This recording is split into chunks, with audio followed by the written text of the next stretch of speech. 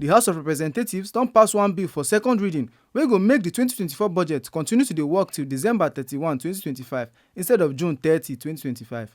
Dis bill na bill to change the 2024 Appropriation Act so that the money for projects go fit dey to spend till the year end.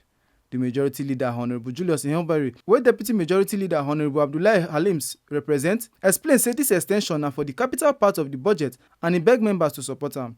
Speaker of the House Honourable Tajuddin Abbas tok say the 2024 budget no even get enough funding since. The House agree to the motion and send am to Committee on Supply to look am well well. I rise to move this morning that a bill for an act to amend the 2024 Appropriation Act to further the capital components of the Act from 30th June 2025 to 31st December 2025 and for related matters, HB 2404. I so move, Mr. Speaker. Not substantially funded, and I believe it is in the interest of the country for us to move for this extension of the budget from June 30th to 31st December.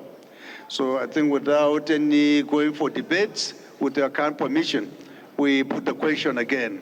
Those in support of this bill go for second reading, say aye. Those against you say nay.